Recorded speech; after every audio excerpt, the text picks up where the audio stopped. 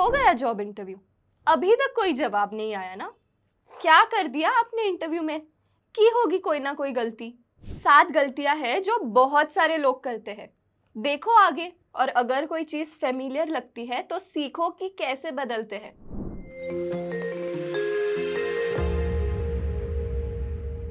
इन 7 गलतियों को ठीक कर कर आपको जॉब ऐसे मिल जाएगा। पहली बात, आप सोचते होंगे कि इंटरव्यू तब से शुरू होता है जब से आप रूम में एंटर करते हो, सीट पर बैठते हो और इंटरव्यूअर आपको पहला सवाल पूछता है।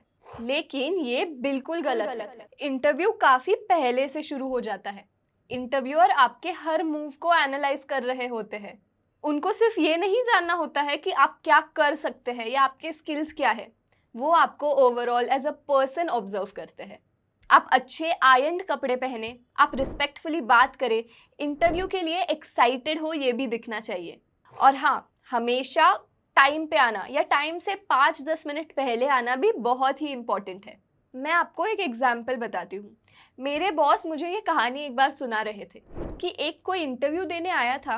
पहले तो लेट आया, ऊपर से जो लोग उसकी मदद कर रहे हैं उनसे काफी रूडली बात कर रहा था। खुद के अलावा किसी को इज्जत नहीं दे रहा था। इंटरव्यू में उसने सारे आंसर्स काफी परफेक्टली दिए, लेकिन मेरे बॉस को पता ही नहीं चला कि ये इंसान कैसा है, इंटरव्यू देने से पहले वाला या फिर इंटरव्यू में जो उसने आंसर्स दिए वैसे वाला। उस आदमी को जॉब नहीं मिली, और अगर आप भी इन चीजों का ध्यान नहीं रखेंगे तो आपको भी जॉब मिलना बहुत मुश्किल है। दूसरी गलती है कि इंटरव्यू देने तो चले गए लेकिन कोई रिसर्च ही नहीं किया है। आपको इंटरव्यू देने से पहले कंपनी और फर्म के बारे में या फिर वो लोग क्या काम करते हैं, कौन से क्लाइंट्स के साथ डील करते हैं, ये सब आपको पता होना चाहिए। इनफैक्ट आपको इंटरव्यूअर के बारे में भी नॉलेज होना चाहिए। आपको इंटरव्यूअर क्या सवाल पूछ सकते हैं, इनके आंसर्स के लिए भी प्रिपेयर्ड रहना चाहिए। अब देखिए, कोई भी कंपनी की वेबसाइट तो ज़रूर होती है। अगर वेबसाइट नहीं है तो इंस्टाग्राम, फेसबुक, लिंक्डइन, ये सारे अकाउंट्स तो होते ही हैं। वेबसाइट्स और सोशल मीडिया अकाउंट्स जो होते हैं उनको ठीक से पढ़िए। अपना जेडी जो उन्होंने शेयर किया है उसको ठीक से पढ़िए और अपने रोल को सही से समझिए इंटरव्यू देने से पहले ही। जिस कंपनी के लिए अप्लाई कर रहे हो उसके बारे में इन डेप्थ नॉलेज होना बहुत ज़रूरी है, क्योंकि अगर इंटरव्यूअर को लगेगा कि आपको बहुत कुछ मालूम है इस जॉब के बारे में और इस कंपनी के बारे में, तो उन्हें ये लगता है कि आप ये जॉब भी बहुत ही डेडिकेटेडली करोगे। तीसरी गलती है कि सवाल का जवाब देने से पहले आपने सोचा ही नहीं है, आप बस रैम्बल किए जा रहे हो। एक स्ट्रक्चर ऐसा हो सकता है जिसमें आप पहले आंसर दो, फिर आप एक डिटेल्ड एग्जाम्पल दो और फिर आप डिस्क्राइब करिए कि रेलेवेंस क्या है आपके प्रोफाइल में इस चीज़ का। फॉर एग्जाम्पल, अगर मुझे ये सवाल पूछा गया कि आप पर अगर एक साथ बहुत सारा काम आ गया है तो आपकी स्ट्रैटेजी क्या रहेगी वो काम पूरा करने के लिए, तो इस स्ट्रक्चर के हिसाब से मेरा आंसर कुछ ऐसा रहेगा। मेरी स्ट्रैटेजी ये रहेगी कि मैं काम को छोटे छोटे हिस्सों में डिवाइड कर लूँगी। ये था मेरा आंसर। फिर मैंने एग्जाम्पल भी दिया कि मेरी पहली जॉब में मेरे साथ एक दिन ऐसा ही हुआ था कि मुझे कई सारा काम एक साथ एक ही दिन में आ गया। फिर मैंने डिसाइड किया कि मैं हर सेगमेंट को 10-10 मिनट के टास्क्स में डिवाइड कर लूँगी और देखते ही देखते पूरा काम खत्म हो गया। ये स्किल है मेरी कि मैं बहुत ही बड़े काम को छोटे छोटे चंक्स में डिवाइड कर सकती हूँ। ये दिया मैंने मेरे जवाब का रेलेवेंस। अगर आप भी ऐसे स्ट्रक्चर के साथ जवाब देंगे हर सवाल का तो इंटरव्यूअर आपसे बहुत इम्प्रेस हो जाएगा, देख लेना। अब चौथी गलती है कि आप अपने नए एम्प्लॉयर को या इंटरव्यूअर को अपने पास्ट के एम्प्लॉयर के बारे में बुराई कर रहे हो। ये काफ़ी अनप्रोफेशनल लगता है, डिसरिस्पेक्टफुल लगता है।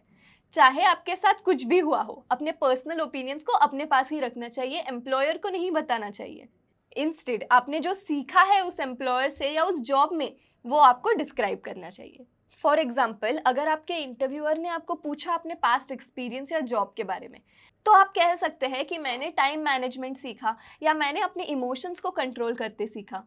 और अगर आपको पास्ट के बारे में नहीं बताना है तो आप फ्यूचर के बारे में बता सकते हैं कि आप क्या सीखना चाहेंगे आगे की तरफ। अब पांचवी गलती है कि आपको किसी सवाल का जवाब ठीक से आता नहीं है और आप बस रैम्बल किए जा रहे हो बिना किसी स्ट्रक्चर के। फॉर एग्जाम्पल, अगर आपसे कोई सवाल किया गया है और आपको आंसर ठीक से नहीं आता है तो आपको फोकस करना चाहिए अपने 3 स्किल्स की तरफ। ये स्किल्स कुछ भी हो सकती है, जैसे कि टेक्निकल स्किल्स हो सकती है या फिर पीपल्स स्किल हो सकती है या फिर आप बहुत ही हार्ड वर्किंग हो, ये आपकी स्किल है। तो आपको क्या करना है कि इन तीनों में से किसी भी एक स्किल के बारे में अपने आंसर में हाईलाइट करना है। इससे क्या होगा कि आपके हर जवाब में आपकी ये 3 स्किल्स हाईलाइट होगी पूरे इंटरव्यू में और आप हमेशा कॉन्फिडेंट नजर आएंगे।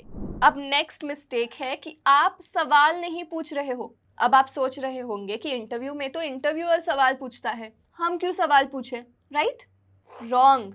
इंटरव्यू से पहले जो आप रिसर्च करते हो तभी आपको 3 से 4 सवाल रेडी रखने चाहिए जो आप इंटरव्यू में पूछ सकते हैं। आप कैसे भी सवाल पूछ सकते हैं, जैसे कि यहाँ का वर्क प्लेस एनवायरनमेंट क्या है, ट्रेनिंग प्रोग्राम्स क्या है और प्रमोशन क्राइटेरिया क्या है। अगर आप ये सवाल पूछेंगे तो आप बहुत ही इंटरेस्टेड लगोगे और एक बेटर कैंडिडेट लगोगे। और आखिरी गलती है फॉलो अप ना करना। आपने आखिरी सवाल का जवाब तो दे दिया, अब बस हो गया काम खत्म, अब सिर्फ रुको डिसीजन के लिए, है ना? नहीं, या तो आपको इंटरव्यू में एक पर्सनल कनेक्शन बनाना चाहिए।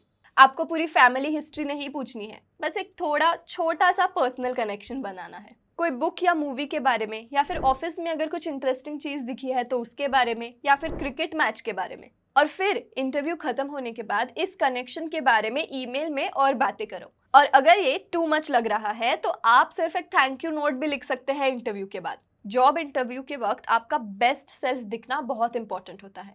रिस्पेक्ट, लॉयल्टी और हार्ड वर्किंग हो ये दिखाना भी बहुत इंपॉर्टेंट होता है। ये सब चीज़ें भूलना बहुत ही आसान होता है क्योंकि हमें रियलाइज ही नहीं होता कि इंटरव्यूअर्स ये सारी चीज़ों पर भी हमें जज करेंगे। लेकिन अगर आप खुद से इन चीज़ों को हाईलाइट करेंगे और इन पे ध्यान देंगे तो इंटरव्यूअर बहुत ही इंप्रेस हो जाएगा और आपको जॉब देने के अलावा उनके पास कोई ऑप्शन ही नहीं रहेगा। तो क्या आप इनमें से कोई गलतियां कर रहे हो? तो कमेंट सेक्शन में ज़रूर बताना।